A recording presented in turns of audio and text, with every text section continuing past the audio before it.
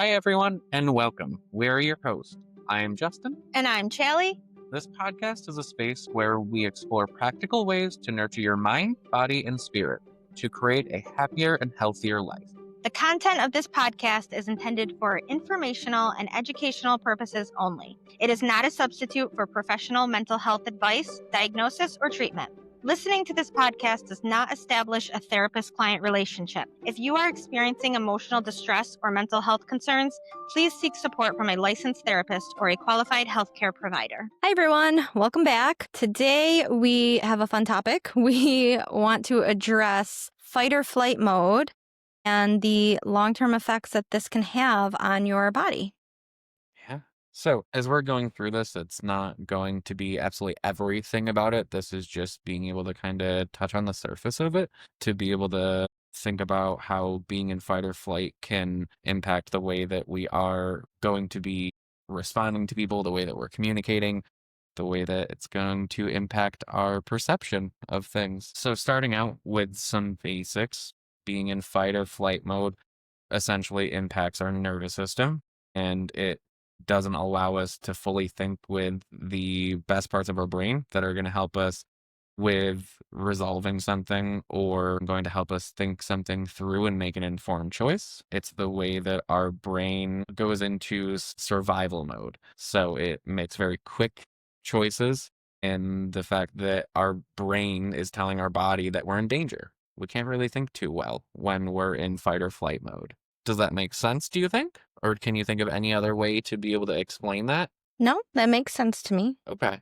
I'm just thinking of what would make me go into a fight or flight mode. That's going to be different for everybody. It is. I feel like there is horrible, awful, traumatic situations, but I also feel like there are situations where I have to remind my brain that I'm okay. You know, like getting a random phone call from the boss or whatever, I feel like can also do it, but So they can be really big things. They can also be really small things. Many times these things travel with us for an extended period of time until we resolve them. The way that we can kind of identify that is however we may experience it might be like our body getting tense, our heart racing, sweating. Can you think of any other signs of like maybe going into that fight or flight?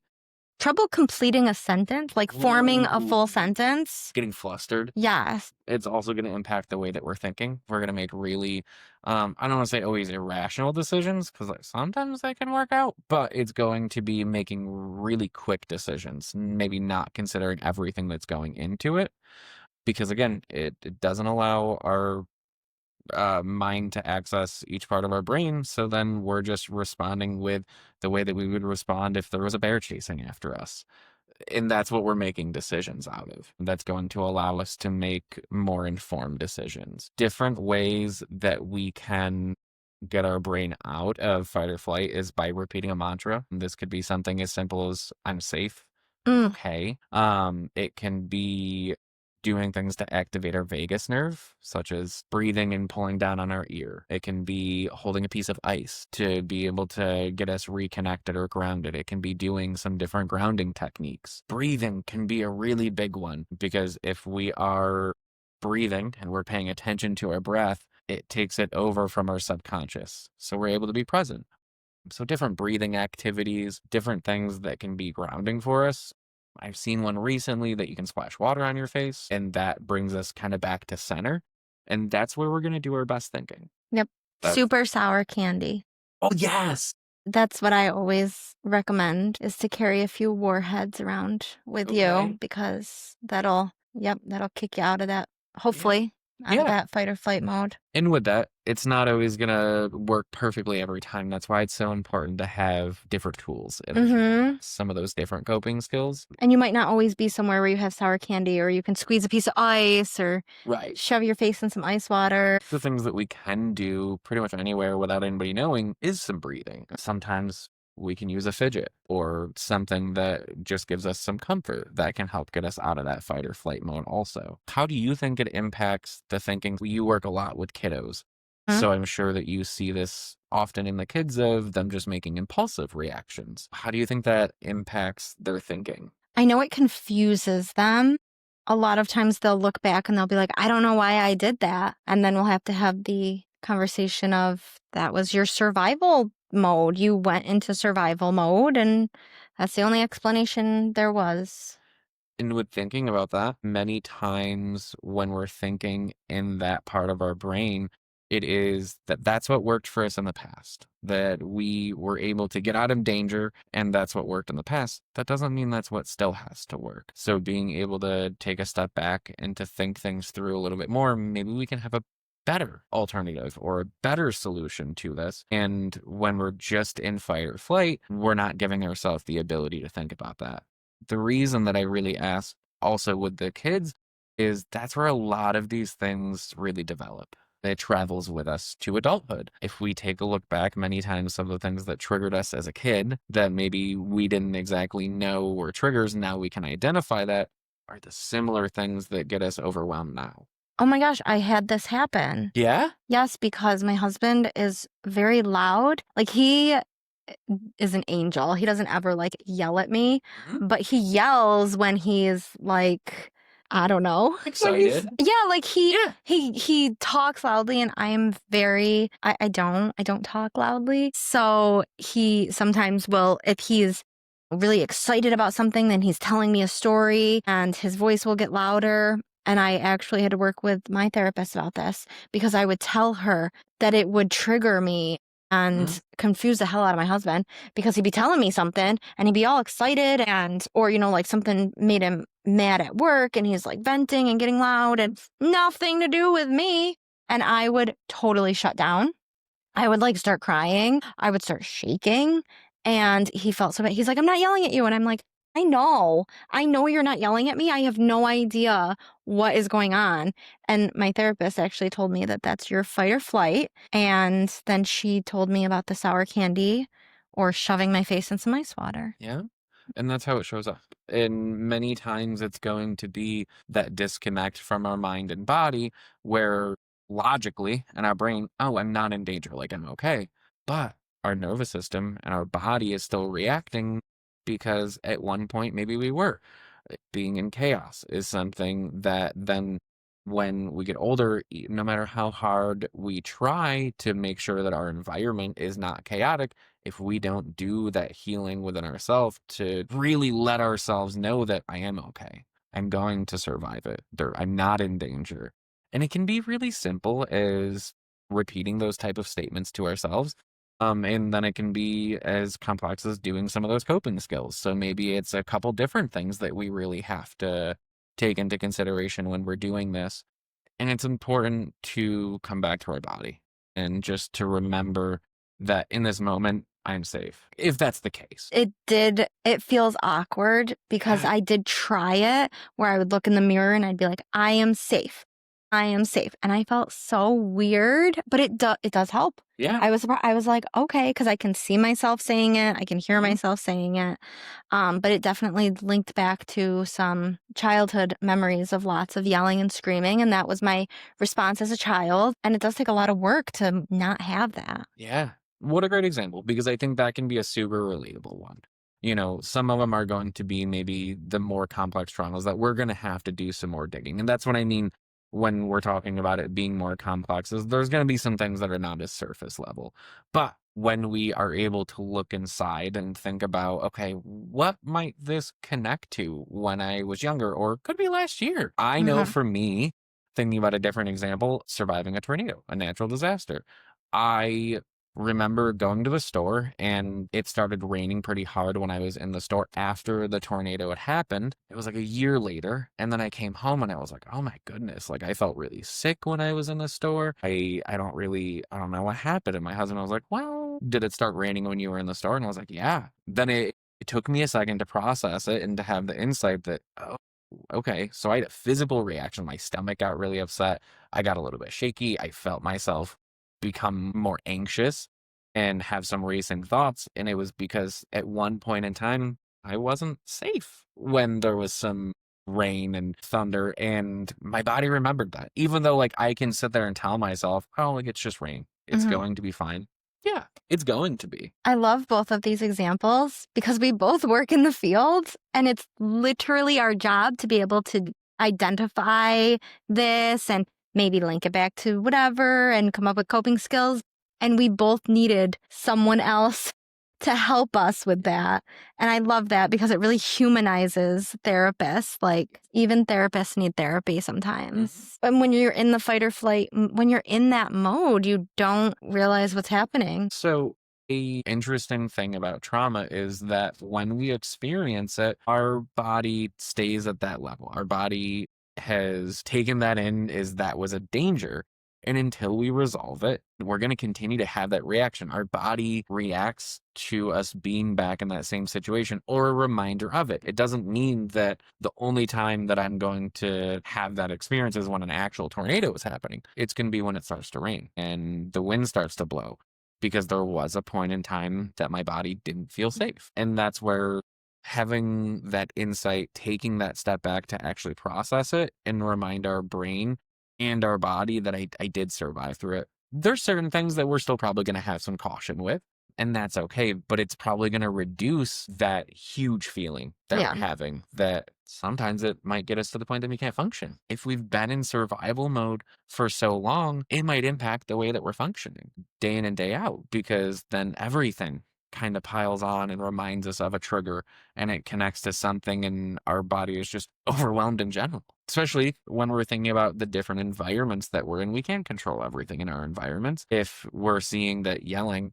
is a bit of a trigger for us, what happens when we go into the store and someone is yelling for some reason? That might really impact our ability to go and get groceries. And also, I don't want to have to ask my husband, like, I'm sorry, can you tiptoe around me? I'd rather just be okay. Because, like you said, I can control my house, right? And if I asked him, I'm sure he would be more aware of that. But I can't control other things. So instead of trying to change the things around me, I really had to focus on getting through that myself. That internal piece. Mm-hmm. Funny that you say that. That made me think of it this way of, if your house was like always perfect, always quiet, and like that's realistic. But it being, what happens then when we go out to the store and we have one bad experience? Our brain tallies up, I was unsafe there. And then subconsciously, we're going to avoid it. We're not going to want to go and do those things. It's going to become more of a task. What happens when it becomes more uncomfortable and more of a task? We avoid doing it. And it just builds over time. Mm-hmm. Wow, that's so eye-opening. Yeah. And it's so interesting because it's something that most people experience. We don't have to have gone through the most traumatic and terrible thing to have our body remember these things. It could be that we were made fun of in public one time, and I don't want to go out in public or go to the same restaurant or same place because you had one bad experience. Your body remembers that too. Thinking about relationships. If we had gone and done certain things in a maybe bad relationship or an old relationship, we are less apt to go back and do things in those same places because those memories are stuck with us. They're stuck with us in our mind and our body. So when it can be those bigger things that really impacted our safety, our body is going to respond more. When we're thinking about the fight, it's that we can get really defensive, and we can want to defend ourselves by all means. We want to get bigger. We might get loud. We might get aggressive. And that's because our brain was automatically triggered. It didn't allow us the time to think about it like, maybe that person didn't mean anything bad by it. But our perception, our brain takes it in as a threat. That's kind of what it comes down to, is when we're threatened. And then the flight is that we just run away. We avoid, we run away from it. Then another one that does come into play is freeze. And that is where we just kind of try to make ourselves smaller. We get really quiet. We shut down. And that's not good for communication, because then we're not ever expressing what we're dealing with, because we've learned that throughout time it was uncomfortable for us to feel whatever that was, and our body hasn't moved past it yet. When we're thinking about staying in fight or flight, what do you think can be some of the long-term things that might come up because of this? I know that it really messes with your nervous system. Yeah. So I was just curious if you had ever experienced that with any of the people that you were working with. I know for a lot of... I feel like you're going to tell me and then I'm going to be like, oh my God, yeah, that makes total sense. I didn't link those two things together. It can really impact our relationships. We might isolate more because we've been uncomfortable. We're less able to be vulnerable. We're less able to communicate. We want to try and communicate things, but the last time we tried, maybe a time before when we tried to resolve something, we just got yelled at more. So Mhm. then, well, that showed me that I can't talk about this. So we bury it more and more. So then we isolate and we may not want to be around people. Thinking about how you shared how it impacts a kid making a really impulsive decision, that's the same thing that happens as an adult. We are very quick to make decisions. We make decisions out of fear that don't really benefit us because, yes, maybe at the point in time it did that we developed that it got us out of the situation safely, but not everyone is the exact same as that. And so it can be really important to make sure that when we're looking at this, that we're looking at how it really impacted us and where it might be impacting our relationships. Our self-talk can be a huge thing because the way that we talk to ourselves or the way that we view things are the way that we're going to perceive the world, and that becomes our reality. If every situation that we're in makes us fearful, that's going to impact the way that we see the world. It's going to be a much scarier place. And being able to think about the way that that compounds and impacts us long term, we're going to push people away. We're going to be less trusting of people in our life. That's just one example. I mean, there's so many different ways it can prevent us from taking job opportunities. It can take us from feeling comfortable getting outside of our comfort zone. So, can it come from, would you say, like unprocessed trauma? Oh, yeah. Okay, that makes Definitely. sense. And then it's harder to pinpoint where it came from because you have to, the longer you wait to process it, the further back you have to kind of go in your memory. And the more buried it is with the evidence that our brain has picked up of why it was unsafe. So the more and more times that we respond in that way that protected us is going to be more and more evidence that our brain is be like, well, yeah, see, I had to do that to make sure I was safe. Longer and longer it goes, the more experiences we have that build onto that. When we are looking at the way that our body reacts to it, it can be so important to make sure that we're actually acknowledging that rather than saying like, I don't need to feel this way. There was a point in time that we had to feel that way, and that's what protected us. So to give our body some grace, to connect our mind and our body in that sense, to be like, okay, it did serve us at one point in time, but it's not serving me now. I Hmm. can handle being in a loud environment, and it doesn't mean that I'm completely out of control or that there is something to be fearful of. It allows us to move forward and to be adaptable because we have to be adaptable. We can't control all the environments that we're in. Yep. This is kind of a surface level conversation of when we're talking about fight or flight. This is something that we can definitely go more into in a different point in time, but it's something to be able to think about of the ways that this might be showing up for us that we're not thinking about it. Yeah, I know. It's not something that's talked about a lot. It's not something that we've always been encouraged to acknowledge. Sometimes it's just been, well, we got to do what we have to do to get through. That is the case at times, but what about the times that are we can actually process this and it can be less painful or difficult? And I feel like fight or flight is more normalized with like bigger things like the bear chasing you or, being at war or some type of big dramatic thing. It's not so much normalized with smaller day to day traumas that might occur, but it should be. Your brain doesn't know the difference. Your brain does not know the difference between you running from a bear or you being triggered because there's yelling around you. Yeah, or waiting in line because there's a crowd of people. And Oof. Yeah.